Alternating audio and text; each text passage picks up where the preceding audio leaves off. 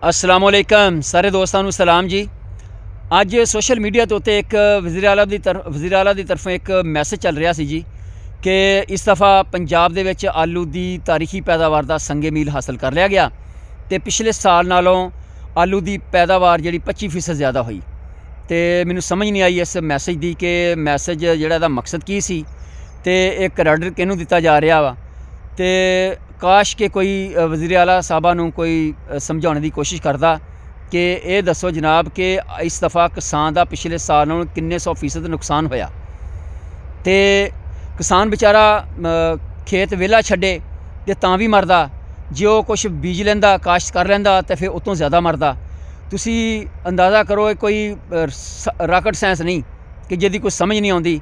अनपढ़ तो अनपढ़ आदमी जिहड़ा इस सारी सूरत हाल नूं समझदा, अच्छी तरह समझ लैंदा कि कम से कम लख तो सवा लख 1.5 लाख तिकर ठेका, और किसान जिहड़ा वो ठेका भर के फिर वो 2 महीने लांदा अपनी ज़मीन की तैयारी करदा। ज़मीन की तैयारी करने तो बाद फिर वो जनाब लखां रुपए का आलू का बीज लिआंदा।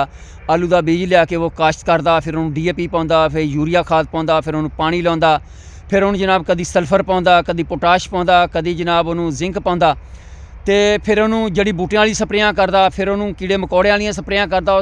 6 महीने दिन रात मेहनत करदा बेचारा, तो अपने अखराजात उहदे उत्ते करदा। अगर वो इन्ना खर्चा नहीं करता तो पिछली मेहनत की भी ज़ाया हो जाती। तो जिस वक्त जनाब वो फसल आउंदी तो इस वक्त आलू जनाब जिहड़ा मार्केट दे विच रोडां दे उत्ते दुकानां दे उत्ते वो विक रहा 20 रुपए किलो। तो जदों 20 रुपए इत्थे विके तो मंडी दे विच वो चीज़ विकदी आ 8 रुपए किलो, 8 तो 10 रुपए, 10 रुपए भी विके तो आड़त ते किराया कट के किसान का आलू विक रहा 8 रुपए, 7 रुपए, 8 रुपए नूं। तो हुण तुसीं अंदाज़ा करो कि 8-10 रुपए जिहड़ा आलू विक रहा, तो एक बंदा जिहड़ा 2 मन 4 मन या 2 बुरे लिया के आलूआं दे वेच रहा, वो 20 रुपए वेच रहा, उन्होंने लभ रहे हैं 10 रुपए किलो के मगर।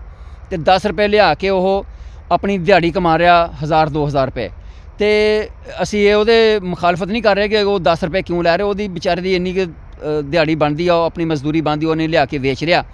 कम से कम जिहड़ा एक बंदा 10 रुपए किलो मगर लैके अपनी 2000, 1500, 2500 रुपया दिहाड़ी पा रहा, कम से कम किसान नूं इन्नी दिहाड़ी तो बचनी चाहिए है। तो किसान जनाब दूसरी तरफ की है, किसान 6 महीने मेहनत करता, मुसलसल 6 महीने तो बाद उहदी फसल जाती आ 8 रुपये किलो के हिसाब नाल, 6 महीने मेहनत करने तो बाद।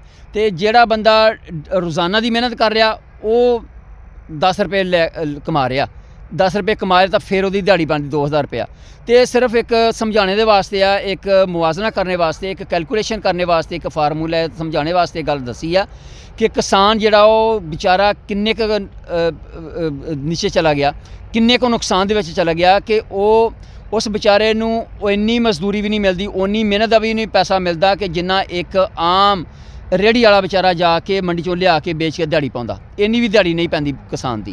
तो ये किसान का कितना नुकसान हो रहा इस वक्त। किसान, मैं किसान का काश्तकार तो नहीं ना, किसान आलू बीजदा, लेकिन किसान होने के हैसीयत दे नाल इस वक्त किसान का जिहड़ा हाल है, जिहड़ी उहदे उत्ते बीत रही आ, उहदे जनाब जिस तरह दिल दे उत्ते छुरियां चल रही, जिहड़े करब ते मुश्किल दे विच बेचारा मुबतला आ, उहदे दुख दर्द नूं मैं बड़ी अच्छी तरह ना एक किसान होने के नाते तो उन्होंने महसूस कर रहा। तो ये जिहड़ी ज़्यादती आ किसानां दा जनाब गल घुटिया जा रहा।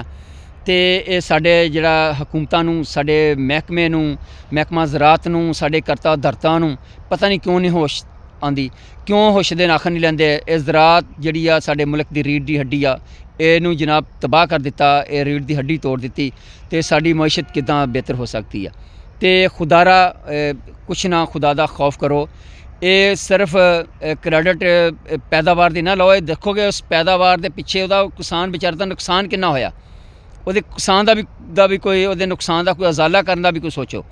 तो ये साडी हुकूमतां दे अगे दरखास्त आ, ये महकमा ज़राअत दे अगे दरखास्त आ, खुदारा कोई वज़ीर मशीरी, कोई साडे करता धरते जिहड़े ने उन्हां दे कानां दे विच कोई गल पा देवे, उन्हां दे कुसै नूं समझा देवे कि किसान दे हालात इस वक्त किस नैज ते पहुँच गए ने, तो साडी ज़राअत किस नुकसान दा सामना है। तो खुदारा इहदी तरफ तवज्जो दित्ती जावे।